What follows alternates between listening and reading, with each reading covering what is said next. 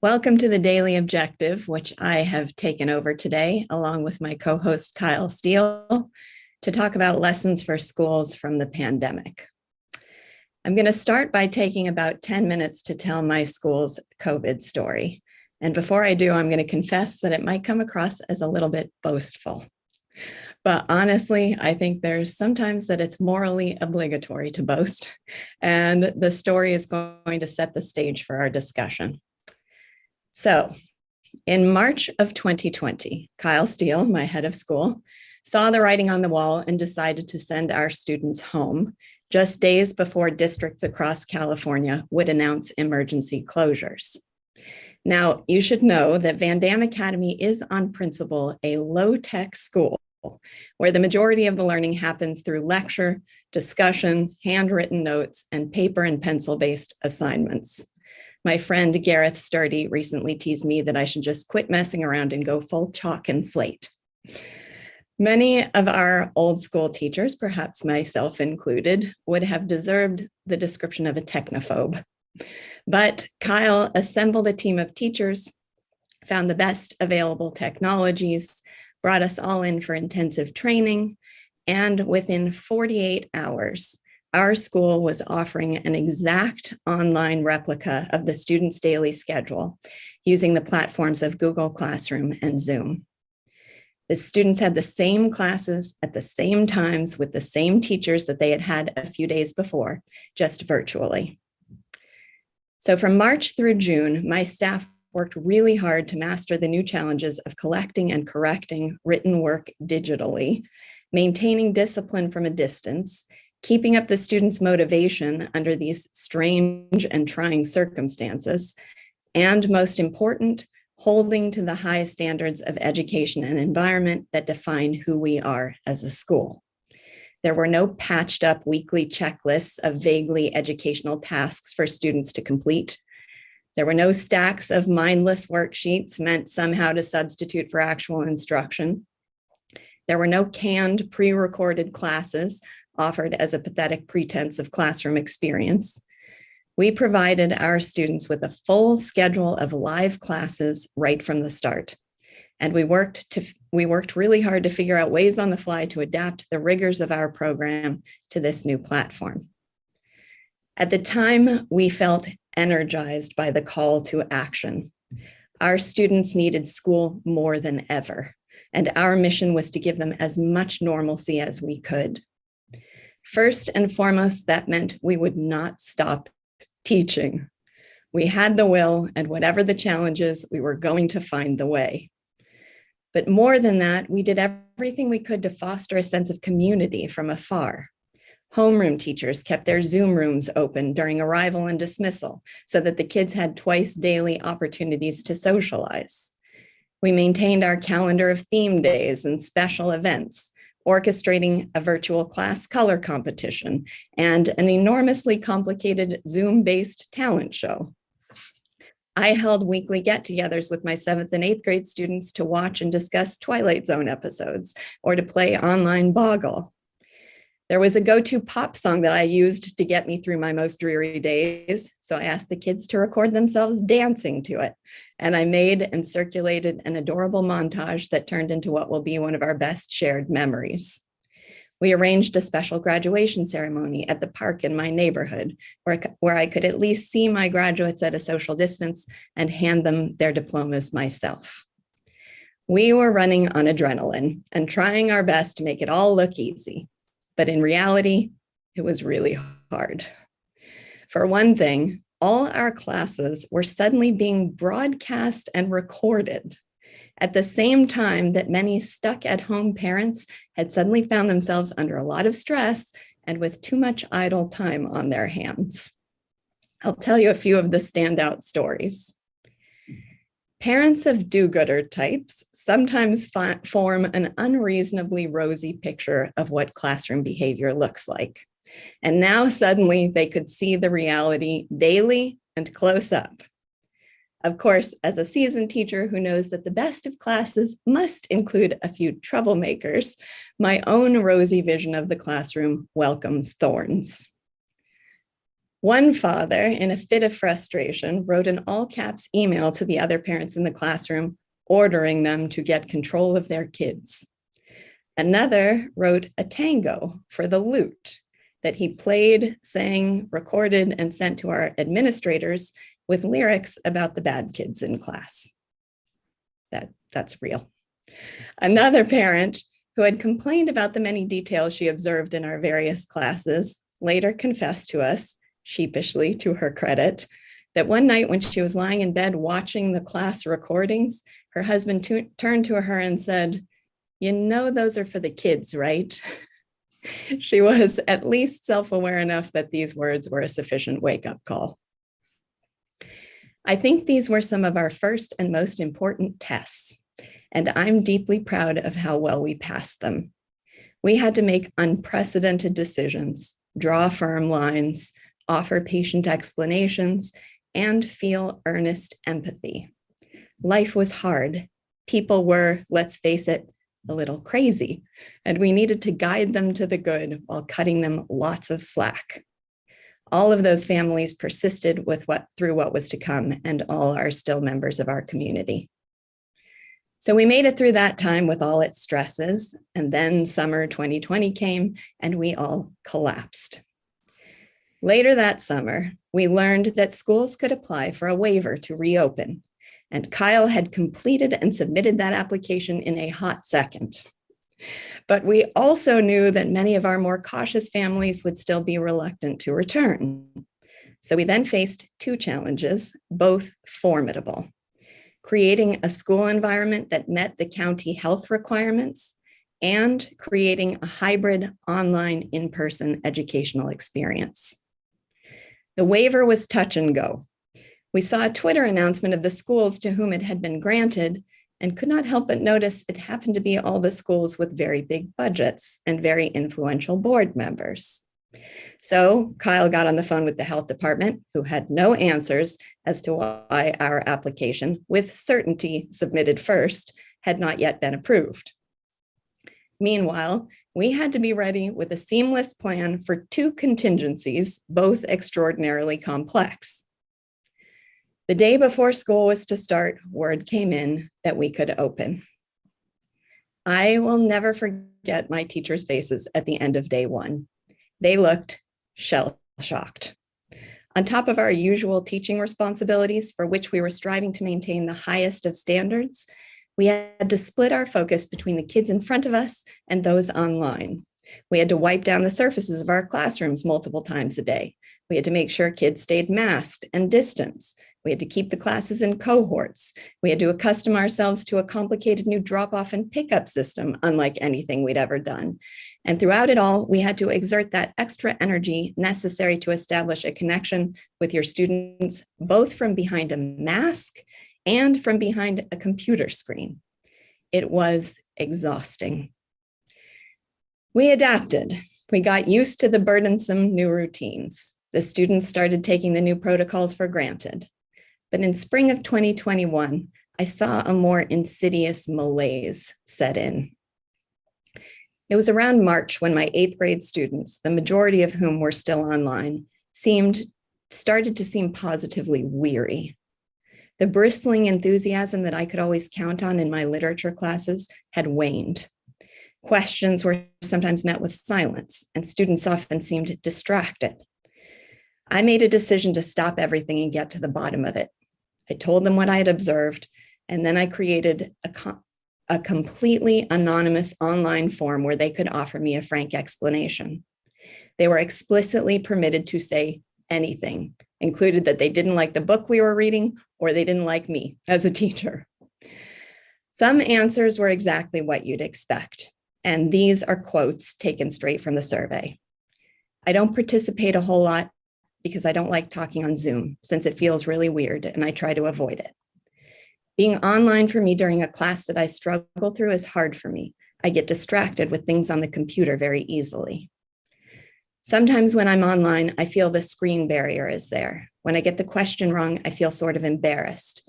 When I'm online, I feel anonymous among all the others. Instead of seeing a class, I just see a screen of people. Online learning also factors in. making it feel like you're in the audience, listening, not participating. When I'm online, I feel sort of excluded from the class, even though the other kids are online as well. Note that my class has 15 students, so that means a third of them had something to say about the strain of online learning, which means without a doubt that more of them felt it. But other answers were absolutely devastating, like this one. Most days I wake up and feel lost and empty. Most days I just want to go back to sleep. I barely have any desire to accomplish or put effort into things that used to bring me endless joy. I guess that just drains all my desire to perform well in any given class. Basically, everything in my life feels like an obstacle. I think if you were to ask several of the other teachers about my performance, they would all have noticed a decline. I read these answers sitting alone at home and sobbed. Then I went to Target, bought 15 baskets, filled them with get well goodies like bath salts and Easter candy, and started driving around Orange County to hand deliver the gifts to my students' doors.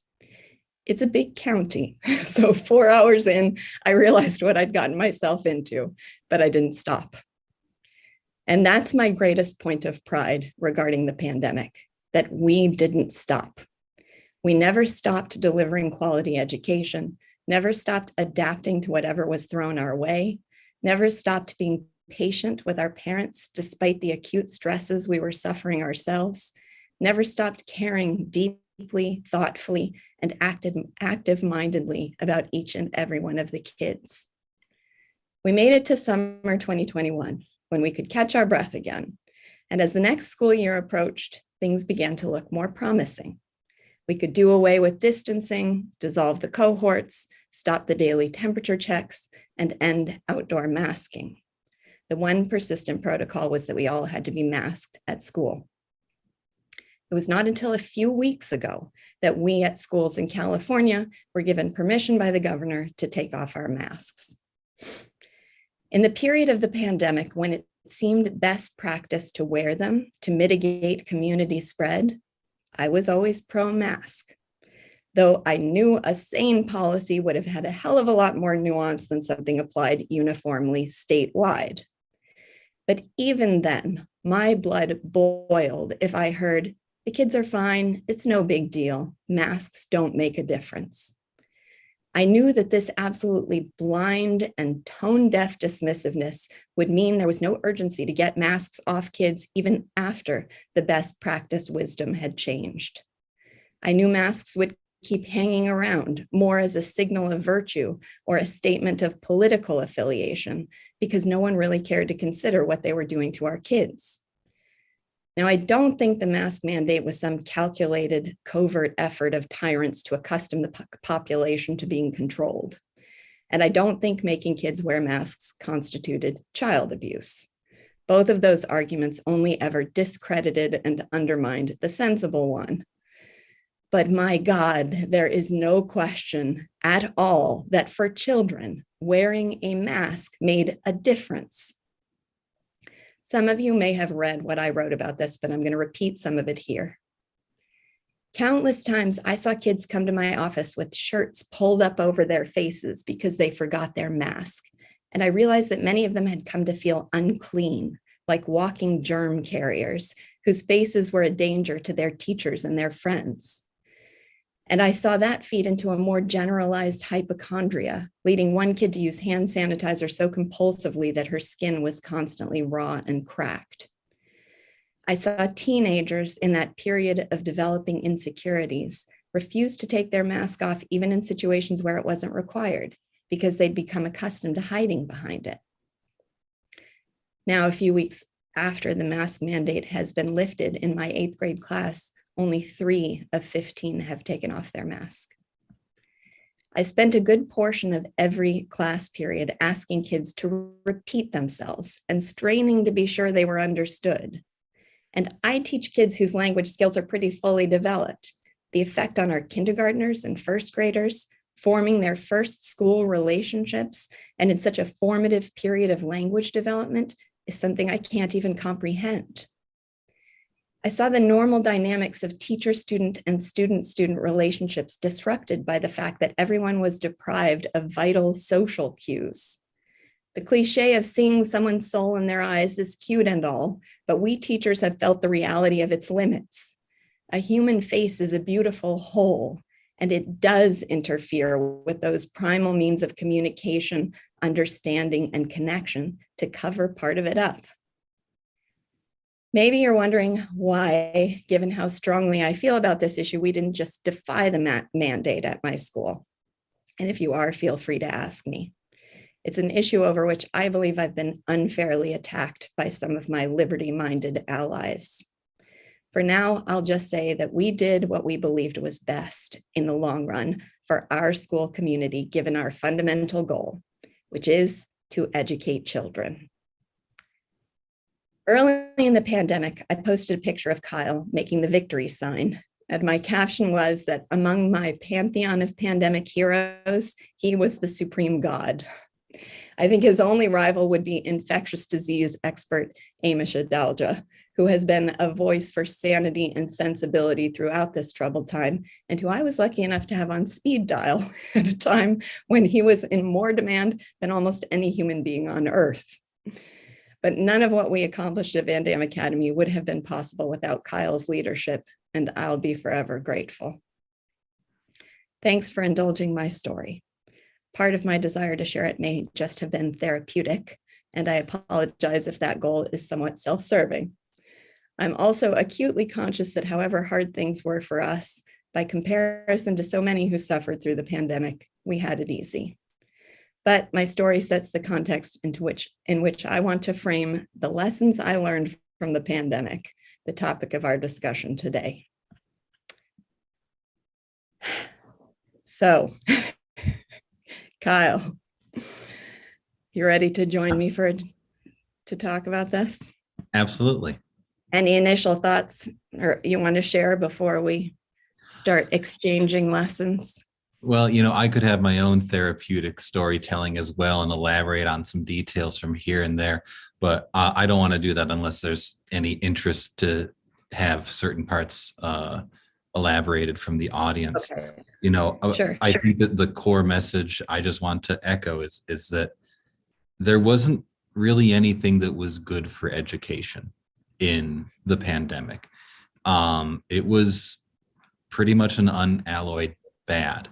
Everything that we did worse. And VanDamme Academy is one of the people that did the best under the pandemic.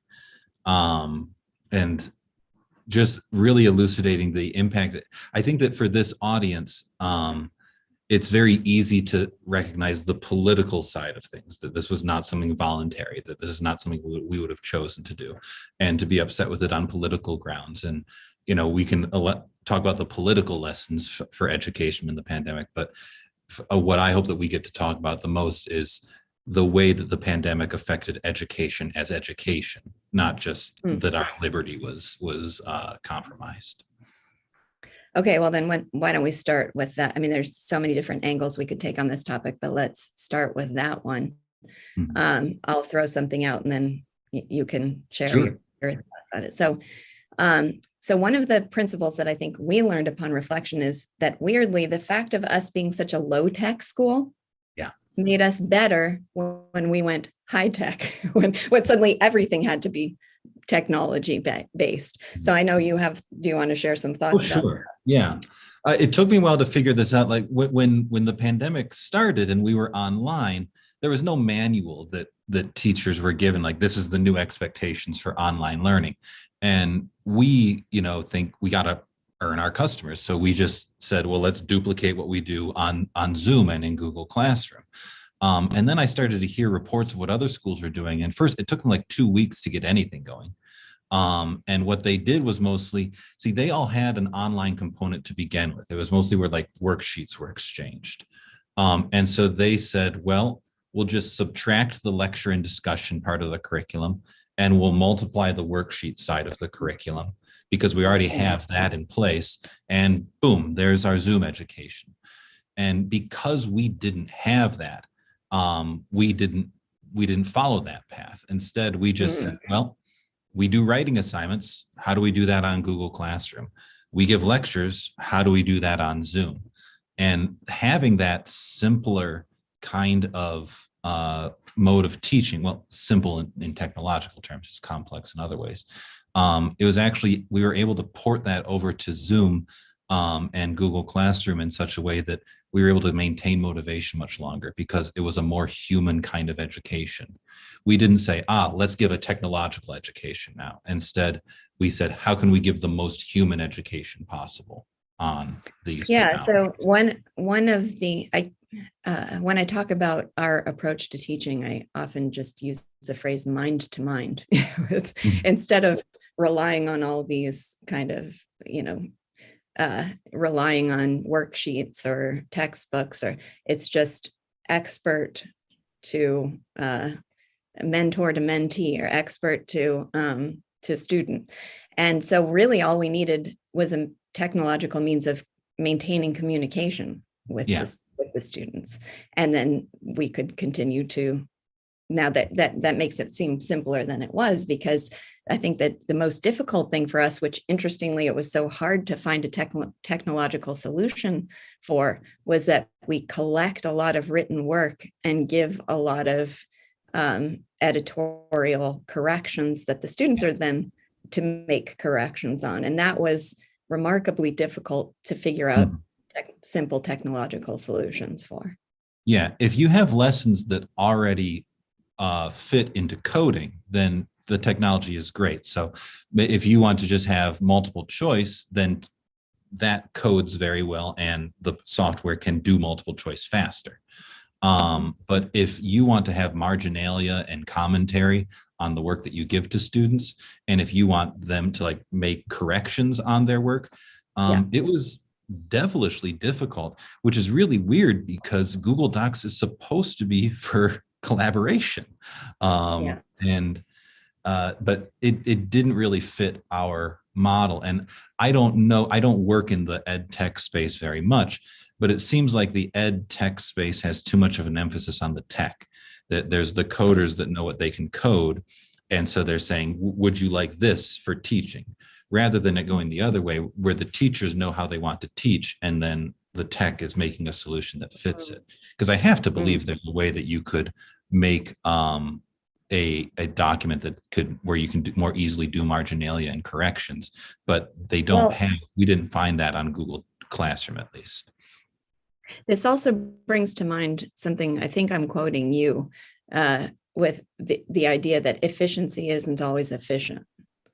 So I think that the tech solutions are often with the goal of efficiency. And sometimes, there's I think the line was preserved in the VanDamme Academy documentary, where I was teaching a literature class. Someone came in to observe my class, and we were having a lengthy conversation about the scene we had just read in, let's say it was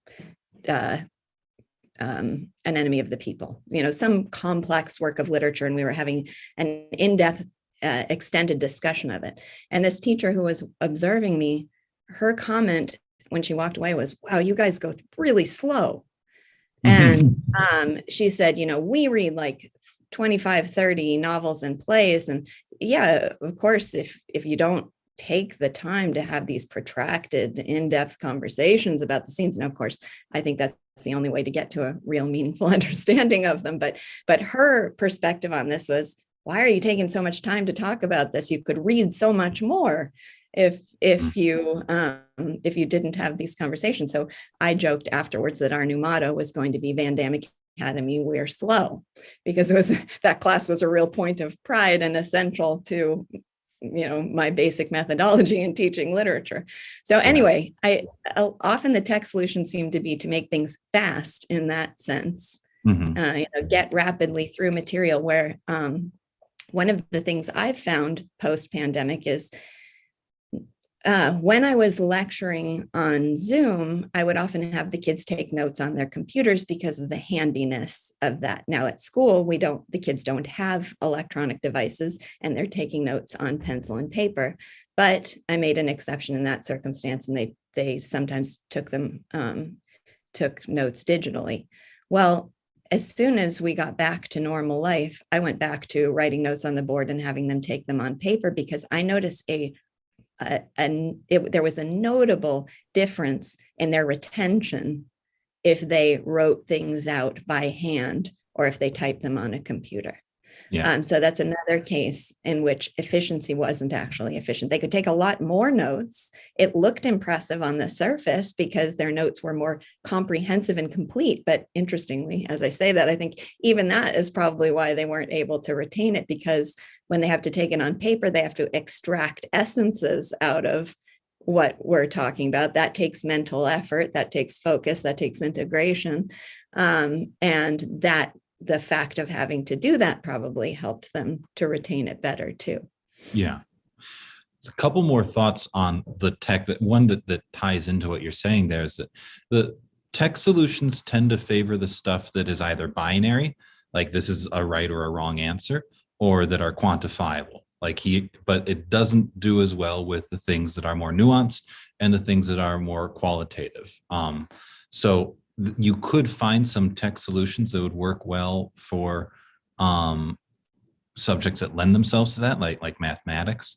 But it was not working for the ability to give qualitative feedback to students. And so it was essentially like the more, this is probably not the right terminology for it, but the more human we wanted things to be, the harder it was for tech solutions to be that. Yeah.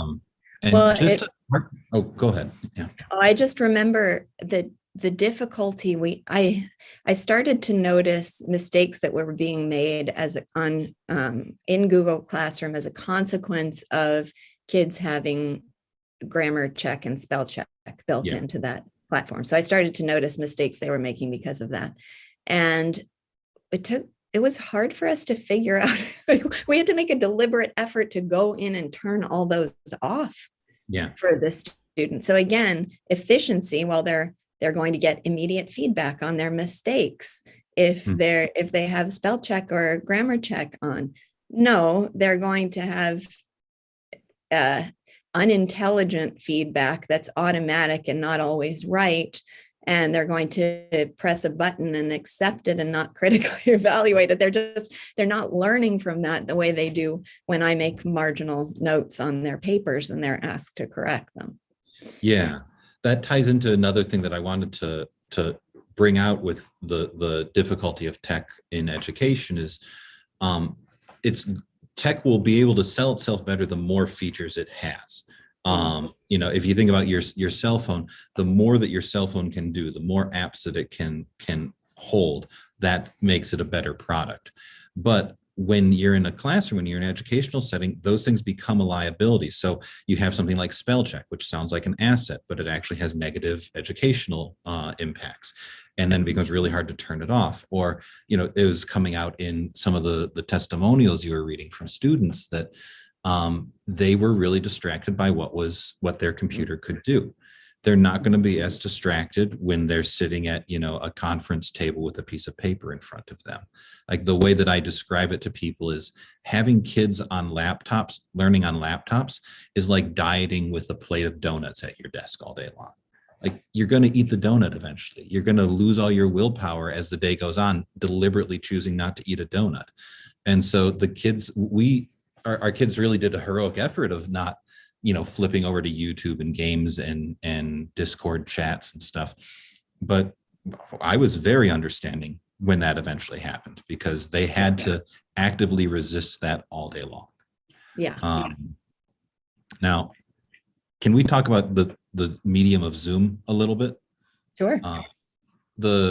It was our savior and we're grateful for it. Like we could not have done things without Zoom, but you need to have an appreciation for how little information a teacher gets when they're on Zoom about their students. When we're teaching in a classroom, we hear all these little noises that the kids are making. We can see more of their body language. We can, even if it's at like a subconscious level, we can just kind of intuit which student needs our attention because we can tell like if those little body language cues of whether they're stuck or not. And all that information is stripped away completely on Zoom, especially if the kids have the option to turn their video off or not. Mhm. And so there's just such a danger to think, well, oh, we're in this great new world where we can all work remotely, and now our kids can learn remotely. So now my kid will get to go to the best school in the world remotely. Like, Mhm. you are really sucking out a lot when you do that. Yeah. It's a weird metaphor, but it's like, actually, that's a terrible metaphor. I won't make it. I was going to talk about Well, decaffeinated coffee beans, but we won't go into that. I wanted to relate that just to the issue of masks too. I'm sure every teacher here has had the same experience I have, that I can think of two students in particular that when they took their mask off, what I discovered is they've been smiling Yeah. the Oh, whole yeah. time. Mhm. They really enjoy my class. Yeah. It just, I didn't even know, because it wasn't pronounced in their eyes. I had no idea that literally they sit there and smile all through class. Well, that's a very important part of the dynamic of a classroom relationship, Yeah. is to have that feedback from a student. And that was really striking to me to see. Yeah, there are a number of students that my entire relationship with them has changed. They've taken their mask off, because it's just who they are, that they don't express much from here up, but they express a lot from here down. Yeah. And so, and I'm someone that actively, consciously tries to have the strongest bond that I have with kids. Like, that is the superpower. That's the juice that makes it easier to teach. And even with my deliberate efforts to do that, the mask really inhibited a lot of relationships. But this is getting back into that quantifiable, qualitative thing. Mhm. It's hard to say, like, oh, and they got a lower score on their math tests because they were wearing masks.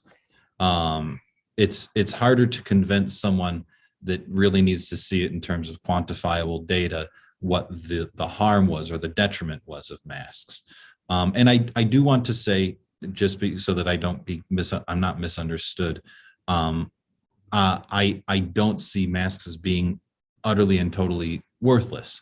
And that if there's another pandemic where there is a disease that is really dangerous to children and masks are a very protective measure, you better believe I'm going to kick ass to make sure that every kid's wearing a mask very, very carefully. I really want to make sure that the detriments of the masks are really clearly articulated. That's all the only point to make here. Yeah. Okay, so I'll just throw out some more principles so you can spend as much time on each as you want. This is a weird lesson, but it was a big lesson to me to discover that schools will close. I mean, that was sort of shocking to me. I remember being at school. I started college at McGill in Montreal, and I think it was my second year there. There was a postal strike while I was there, and that was very unsettling, kind of world shaking to me, to think that there could be, I didn't have email at that time. Like, the post was the only way to communicate or send things in. And there was a postal strike. I couldn't mail anything. This is not many orders of magnitude greater, just the idea that schools would just shut down. I think people have come to see them as metaphysically given, and it'll just always be there. But there was a recent This American Life episode, which I haven't even been able to bring myself to listen to, but the title of it was "School's Out Forever." And it said the pandemic broke school. It was shocking to me. And that, on top of the fact that I saw an article here in California that said $20.2 billion was spent in relief to California schools during the pandemic while they were largely shut down. So that... Not the adjective public. Yeah. We did not see a penny of that 20 billion. Oh, yeah, nothing. Yeah. But that's, I think, a wake-up call to people. And one thing I want to mention is that we at VanDamme Academy are a month-to-month tuition-based school. Parents don't sign a contract for the year. They pay each month. So that was not our motivation in doing a good job at school. Our motivation was educational, but it is a reality that if we didn't provide a service to them, there was no reason for them to continue paying us. And that was something that the public schools and most of the private schools that had year-long contracts kind of fell back on that too, that people had to continue paying regardless. So that's just something important to observe for decision making going forward. Yeah, and it's I don't know exactly what I want to say to this, except just my abject horror at some of my colleagues at other institutions, which is maybe not the most useful thing to say. But I do think that it is a worthwhile lesson of the pandemic for parents, that the teachers at your school may not be motivated by a passion for teaching. They may be motivated by the steadiness of the paycheck and the summers off. And that was whether or not children were taught, that was optional. Whether or not teachers got paid, that was not optional. And everything would be done to make sure that they were consistently paid, even if not a single student crossed the threshold of the school building. And so there's a simple lesson. You can make of that whatever you will. But to maybe gussy that up and make it a little bit more sophisticated, what matters, the funding of a school really conditions the incentives that they face. And it's obvious, especially to this crowd, that public schools, with their guaranteed funding, whether or not they teach, they don't face strong incentives to produce quality product. But even in some private schools, they have different financial structures where they have year-long deposits that parents pay, or they've got deep endowments and donations. Yeah. Most of the, I think we're very unique in being a tuition-based private school. Most of the private schools I know, tuition is the least of it's mostly through endowments that they're. Yeah. And that's one of the things that we do deliberately at VanDamme. We are a for-profit total cost tuition school, and we do that mostly to hold on to our decision-making power. Because if we're nonprofit, we have to have a board that could, condition what happens at our institution. And if we depend on donations and endowments, then that's, again, more people that are having an undue impact on our decision-making process. And I think that those decisions that we made about how to structure our school financially had obviously a huge impact on how we responded to the pandemic and the way that we taught the kids. It helped keep us more honest, to keep the good of the children center most in our mind. Yeah. This is a different sort of lesson, but it was one that was important to me, that it is possible to maintain civility among people of disparate views under trying circumstances. It really is possible.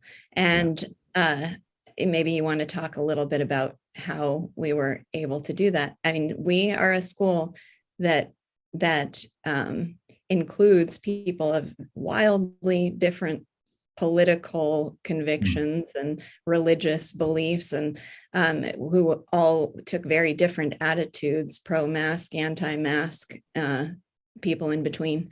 And it's not that there wasn't conflict or disagreement or hurt feelings at times, but I really feel like it was a time of bonding for our community more than anything. And I remember, when this all started, us looking at each other saying, schools are hard to run under ordinary circumstances, maintaining that sort of good open communication and mutual respect. And when I think because you have this long-term relationship over someone's biggest value, their children, and there can be, alliances of belief but also fundamental differences that are going to sometimes put you at odds with each other. So it's always a challenging responsibility. We thought when this happened, it's going to be impossible. Like that, this is, and I just think that in that regard, the last couple of years have been incredibly smooth. Yeah. And I've got a lot I could say about this, so you got to pump the brakes on me if I go on too long here. But I want to kind of start at the end. I had a very different experience of this pandemic than a lot of my liberty-minded peers, because I got to know very closely people that thought very differently than me, because I had to work with them face to face, and understand their worries and their concerns. And they are very smart people. Like you can't afford to live in Orange County unless you're a smart person with a good career. And so these are very intelligent people articulating their points very clearly. And I found myself capable of having a lot more sympathy with a wider range of opinion because of the experience I had holding the community together. But the two things that I think made it successful for us were a decision to be very, very transparent and honest, and have direct contact as much as possible early on. So when the pandemic first hit in 2020, we settled on every 3 weeks, we had a parent forum on Zoom, where I would update them on the most recent things. I would explain why we're doing things, very direct, this is my decision-making process. And they could see my face. They could hear me talk to them live. They could also talk to me live. And that made it much easier to avoid that radicalization that comes when things are text-based and you're in an echo chamber. But so there's the insistence on transparency and honesty, and not wanting to mouth any pieties.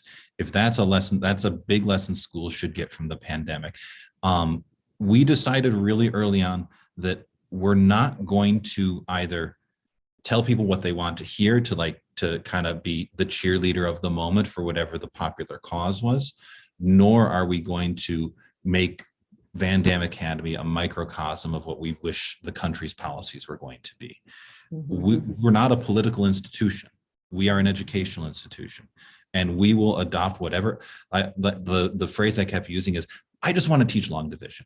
That's all I want to do. I just want to make sure that the kids learn long division, and I will do whatever it takes to make sure that that happens in the best way possible. And so when we communicated with parents, we were not trying to tell one narrative or another about the pandemic. We were not trying to make a stand on the right side of history, however that we choose to define that. Instead, what we did was we said, we're going to teach your kids. These are the challenges to teaching your kids. This is how we're addressing those.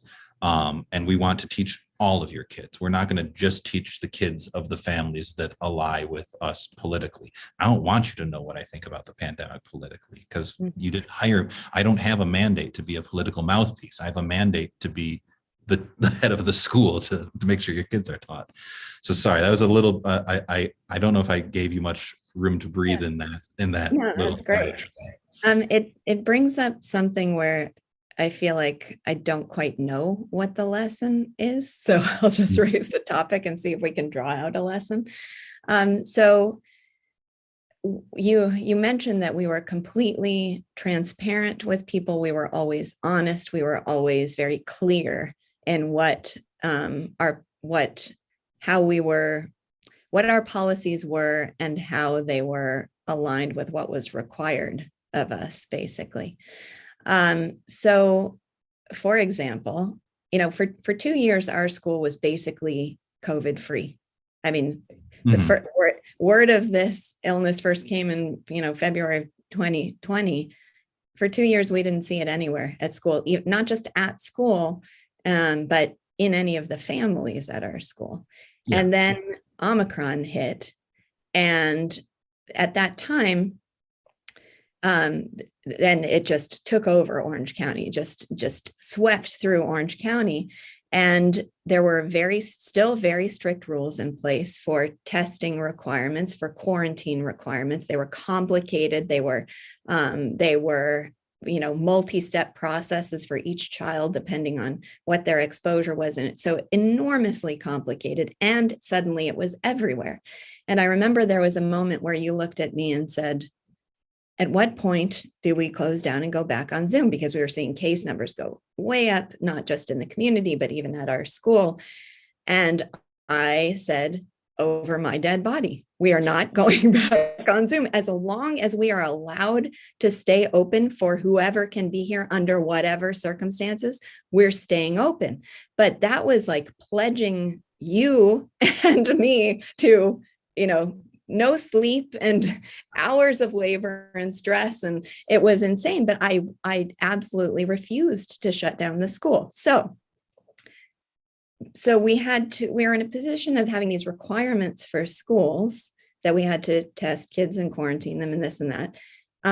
And this policy of being completely forthright, honest, transparent with our parents. So we said, yes, we're going to follow the rules for schools in Orange County. Here's what they are, and here's how we're going to follow them. Well, following them meant, for people who don't know, that Kyle and I had to administer 250 COVID tests a week. Yeah. We figured out that the way to keep students at school was just to implement regular testing protocols instead of as needed testing protocols. That was simpler than keeping a chart of all the other requirements. So we single-handedly, with no, and some help of other staff at school, administered all these tests ourselves. And it was fascinating because of the data we got that nobody else did, I think. So we know for a fact that more than 50% of the school population got COVID, and that they got it from home, not from school. And we've got the data to back that up. But anyway, the thing that's, so I go into my gym where I work out, and I'm talking to the women who work there. And I said, what are they doing at your kids' school? Because I'm thinking, if we're administering 200 tests a week at our school, 300 tests a week at our school of 150 kids, what are they doing at the high school down the street with 5,000 kids? How are they doing this? And they just said, oh, they're not doing anything. Every once in a while, I'll get an email that says there was an exposure in your classroom. And this parent is saying, my reaction is like, well, yeah, of course, like everybody's exposed right now. So other schools just didn't follow the rules. They just, turned away from it. So it has to be a lesson about policy, not about how we handled things, because I think we handled things in the most honorable way we could, and I can't envision handling it any other way, but the policy that we were delivered was completely unreasonable. Yeah. I don't know what the lesson is, in the sense it's not a lesson in like, if you remember this, it'll make your life better. But it is a lesson in that those policies hurt the honest the most.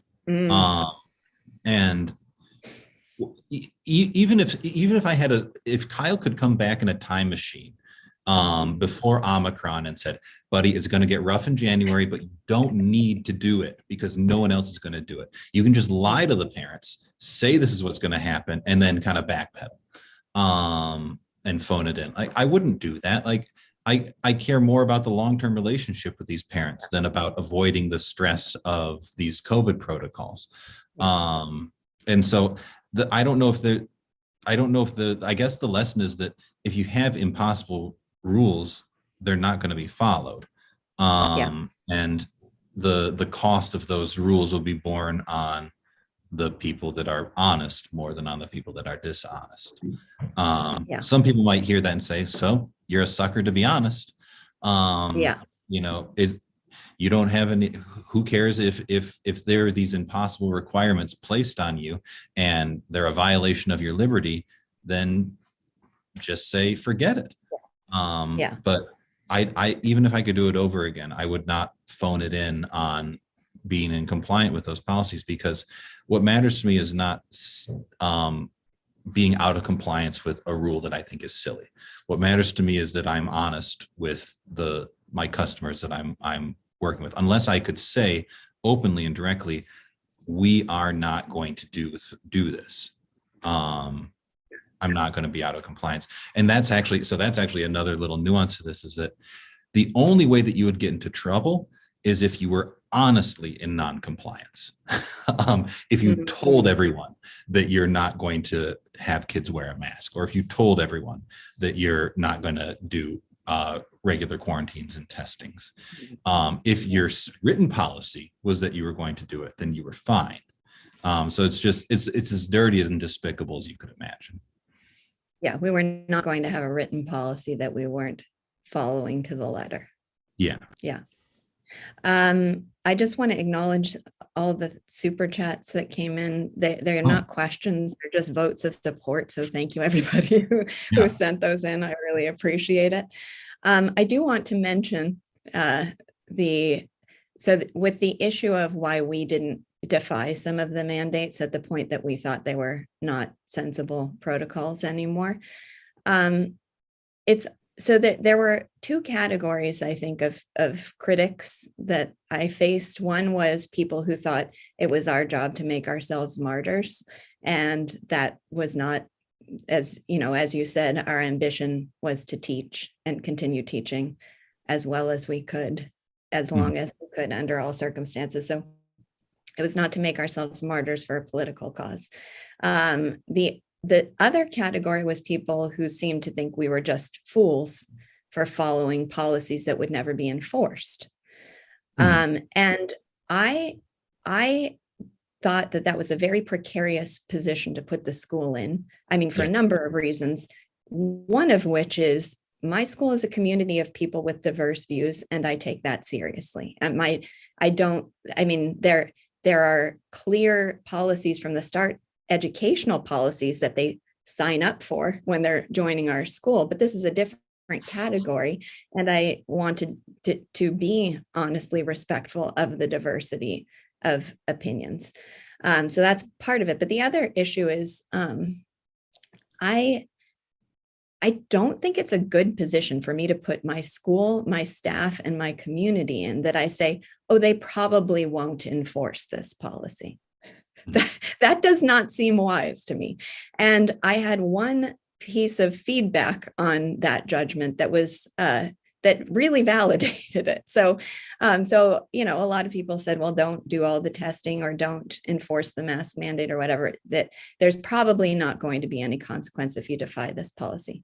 Well, at the time that the mask mandate was lifted, we were given two weeks notice that in 2 weeks. So for the county, it was lifted, but for schools, it was in 2 weeks, the mask mandate will be lifted. Well, obviously that didn't make any sense. And it was a statewide policy at a time when Orange County cases were very low. So, and at that point, we did have a conversation about and consider, well, should we just lift it at our school right now? Because clearly that, this is a policy that's more for public schools. It's more for schools in other areas. It's very broad brush sweeping policy, and it doesn't really apply to us.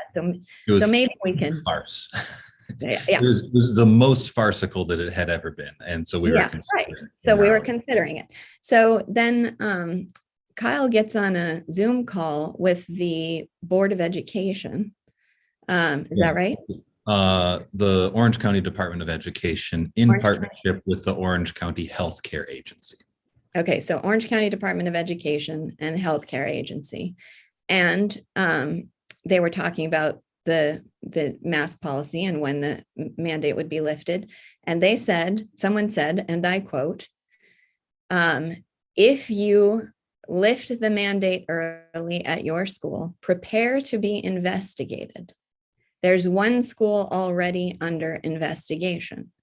Then he said, the wheels of justice grind slowly but finely. So it was the most explicit. I mean, that kept me up at night because it was eerie how villainously threatening it was. I don't know if he knows this, but he was quoting a tyrannical Roman emperor, but that's another story. So that my reaction was, did someone just threaten to grind me under wheels? Is that what just happened?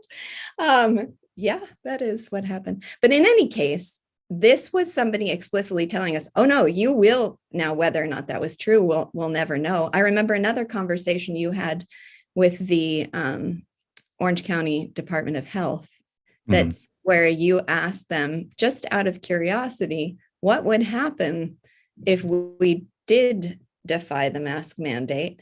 And the answer was, I would have to report that to my higher ups and they would take the next step.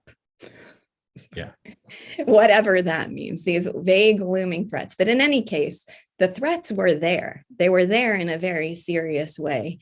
And I did not think that my job as the founder of this school was to make us martyrs for a political cause, but to do a really good job educating children under the circumstances.